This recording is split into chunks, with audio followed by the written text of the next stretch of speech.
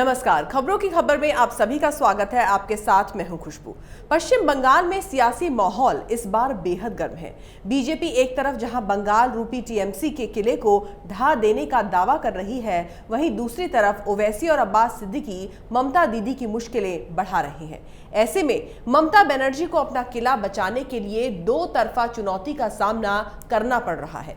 लेकिन सवाल ये है कि क्या पीरजादा फुरफुरा शरीफ के अब्बास सिद्दीकी मुस्लिमों में अपनी लोकप्रियता को वोटों में तब्दील कर पाएंगे या फिर नहीं। पश्चिम बंगाल में करीब 30% मुसलमान हैं। इस मुस्लिम वोट पर टीएमसी, कांग्रेस, लेफ्ट, ओवैसी और अब्बास सिद्दीकी सबकी नजरें हैं। अब्बास सिद्दीकी और फुरफुरा शरीफ को मालूम है कि बंगाल में मुसलमान के वोट की क्या हैसियत है और क्या अहमियत है। मुसलमान चाहें तो किसी को भी सत्ता में पहुंचा भी सकते हैं और किसी की भी कुर्सी गिरा भी सकते हैं। इसी को देखते हुए असदुद्दीन ओवैसी ने अपना ग्राउंड वर्क तैयार किया है। असदुद्दीन ओवैसी का टारगेट पश्चिम बंगाल की 100 विधानसभा सीटें हैं। पश्चिम बंगाल विधानसभा चुनावों में पहली बार 27 से 30% मुस्लिम वोटर्स को लेकर काफी खींचतान मची हुई है। असदुद्दीन ओवैसी के अलावा फुरफुरा शरीफ के पीरजादा अब्बास सिद्दीकी की party Indian secular front ISF के मैदान में उतरने की वजह से इस सबके के मतदाताओं में संशय का माहौल है। हालांकि ज्यादातर लोगों की राय में इन दोनों के चुनाव लड़ने से कोई खास अंतर नहीं पड़ेगा, लेकिन वहीं कुछ लोग ये मानते हैं कि इससे मुस्लिम वोट बैंक में कुछ सेंध लगने की संभावना तो जरूर है। बंगाल विधानसभा चुनावों में 30% मुसलमानों का किरदार बेहद अहम है, या यूं कहें कि बंगाल की सत्ता की चाबी मुसलमानों के हाथ में ही है। राज्य में बीते कम से कम 5 दशकों से तमाम चुनावों में अल्पसंख्यकों की भूमिका बेहद अहम रही है। इसी तबके के वोटर तय करते रहे हैं कि सत्ता का सेहरा किसके माथे पर बंधेगा। पहले लेफ्ट फ्रंट को लंबे समय तक इस वोट बैंक का सियासी फायदा मिला और अब बीते एक दशक से इस पर ममता बनर्जी की तृणमूल कांग्रेस का कब्जा है। लेकिन इस बार विधानसभा चुनाव से पहले ओवैसी की पार्टी और इंडियन सेक्युलर फ्रंट की वजह से तृणमूल के इस वोट बैंक पर खतरा पैदा हो गया है।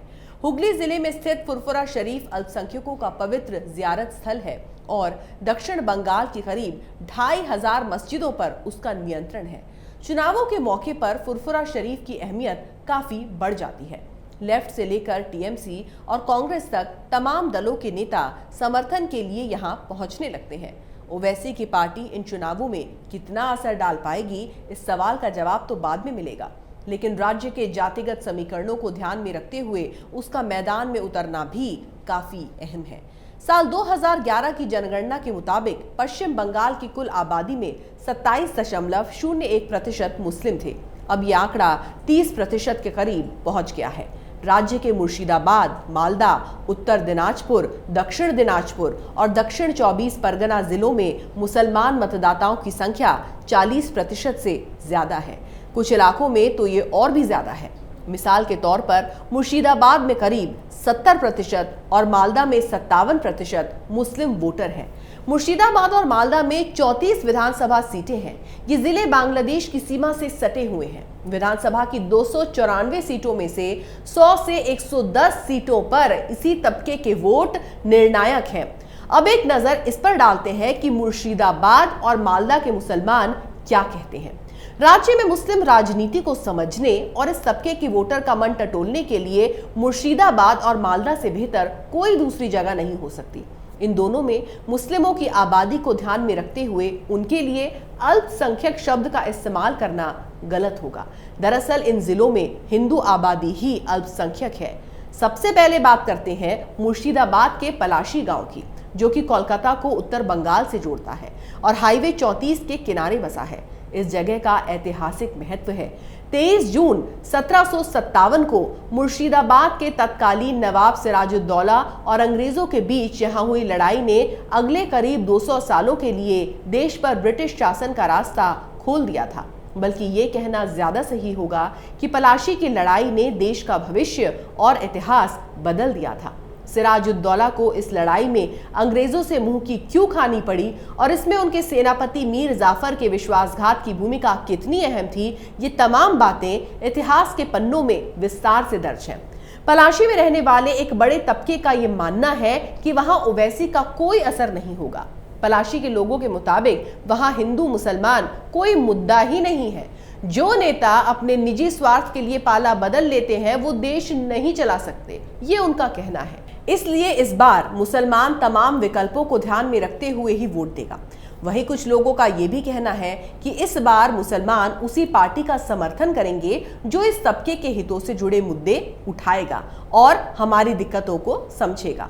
उनका ये कहना है कि वोट उसी को मिलेगा जो बेहतर तरीके से सरकार चलाने में सक्षम होगा। पलाशी के बाद अब बात करते हैं बरहमपुर की, जहां मुस्लिम वोट बैंक को लेकर लोगों की मिली जुली प्रतिक्रिया सुनने को मिल रही है। भागीरथी नदी के किनारे बसा ये शहर तमाम समस्याओं से जूझ रहा है। नदी पर हाईवे पर महज एक ही ब्रिज होने की वजह से लोगों को जान हथेली पर लेकर मोटर चालित नावों से नदी पार करनी पड़ती है। अक्सर हादसे होते रहते हैं। लोग शहर में ट्रैफिक जाम की समस्याओं के अभ्यस्त हो चुके हैं। अब कोई इसकी चर्चा तक नहीं करता। हैरानी की बात यहाँ पर यह है कि मुर्शिदाबाद के लालबाग इलाके के लोग तो ये तक कहते हैं कि किसे वोट देना है ये अभी तय नहीं किया है, लेकिन कोई भी जीते हमारी समस्याएं जस की तस ही रहेंगी। मुस्लिम नेता और जिले की लालबाग सीट से टीएमसी उम्मीदवार मोहम्मद अली दावा करते हैं कि राज्य के लोगों को ओवैसी और आईएसएफ की हकीकत मालूम है। वो ये कहते हैं कि धर्म के आधार पर देश का विभाजन होने के बावजूद सिर्फ भाषा के सवाल पर पूर्वी पाकिस्तान ने खुद का अलग देश बना लिया। इससे ये साफ है कि उर्दू भाषी और बांग्ला भाषी मुसलमानों में काफी अंतर है। इसी वजह से ओवैसी का यहाँ कोई असर नहीं होगा। साथ ही उन्होंने ये भी कहा कि ओवैसी की पार्टी को जहां मुश्किल से 10% लोग जानते हैं, वहीं आईएसएफ को जानने वालों की तादाद 1% से ज्यादा नहीं है। कुछ अन्य लोगों का ये भी कहना है कि ओवैसी की पार्टी यहाँ कुछ अरसे से सक्रिय जरूर है, लेकिन यहाँ उसका या आईएसएफ का वोटर्स पर कोई असर नहीं पड़ेगा। यहाँ टीएमसी और कांग्रेस का ही दबदबा है। लेकिन दूसरी ओर कुछ राजनीतिक विशेषज्ञों का यह भी मानना है कि अगर असर नहीं है तो ममता इनकी चर्चा क्यों कर रही हैं। उनके मुताबिक तमाम दलों के नेता भले ही ये कह रहे हो कि ओवैसी की पार्टी या आईएसएफ इन चुनावों में कोई फैक्टर नहीं है, लेकिन मुर्शिदाबाद, मालदा और दूसरे मुस्लिम बहुल इलाकों में ये एक बड़ा फैक्टर होगा। दूसरी ओर all India मजलिस-ए Ittehadul Muslimeen AIMIM के जिला प्रभारी असादुल शेख से सवाल करते हैं कि अगर ममता बनर्जी बंगाल में हमारी पार्टी का कोई असर नहीं होने का दावा कर रही है तो हर रैली में इसकी चर्चा क्यों हो रही है।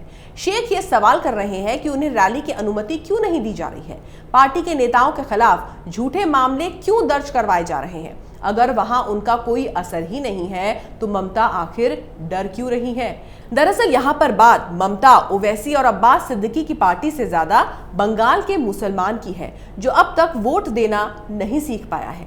इस तबके के लोग अब भी पिछड़े हैं। ये हर कोई जानता है कि बंगाल में रहने वाला मुसलमान देश के बाकी मुसलमानों की तुलना में सबसे गरीब है। उसकी हालत सबसे बदतर है। अगर आपको याद हो तो नोबेल पुरस्कार विजेता अमर्त्य सेन की रिपोर्ट में भी इसका खुलासा हुआ था। रिपोर्ट में दावा किया गया था कि इस समुदाय के सिर्फ 1% परिवार के पास ही प्राइवेट सेक्टर में सैलरी जॉब है।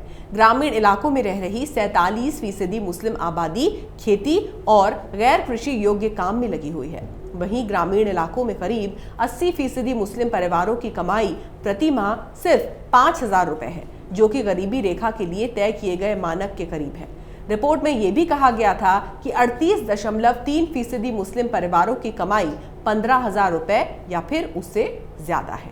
दरअसल बंगाल में मुसलमानों की जो हालत है उसके लिए वो खुद जिम्मेदार है। ऐसा इसलिए क्योंकि ये तबका सिर्फ उसी को वोट देता है जो बीजेपी के खिलाफ खड़ा हो। ये समुदाय अपने विकास के बारे में बाद में सोचता है और बीजेपी के वोट काटने के बारे में सबसे पहले। इसी उधेड़बुन में इस समुदाय का विकास बंगाल के अंदर नहीं हो सका और ये तबका गरीब का गरीब ही रह गया। बंगाल में ममता यूं ही जय श्री राम की खिलाफत नहीं करती, वो इस 30% मुस्लिम आबादी का तुष्टीकरण करती हैं और ये तबका भी उनके झांसे में आ जाता है। हालांकि ओवैसी और सिद्दीकी के चुनावी मैदान में उतरने से टीएमसी के वोट कुछ हद तक जरूर कटेंगे, लेकिन बंगाली मुसलमानों का जिस तरह का रवैया है, ऐसे में ममता बनर्जी को ये सीख कभी नहीं मिल पाएगी कि उन्हें जय श्री राम की खिलाफत नहीं, बंगाली मुसलमानों के विकास के बारे में सोचना चाहिए था। उन्हें इन मुसलमानों का वोट भले ही मिल जाए, लेकिन बंगाल के मुसलमानों को बर्बाद करके वो अपनी खुद की नजरों में कभी नहीं जीत पाएंगी। अगर आपको हमारा वीडियो पसंद आया तो इसे लाइक करें, शेयर करें और कैपिटल टीवी को सब्सक्राइब करें। नमस्कार।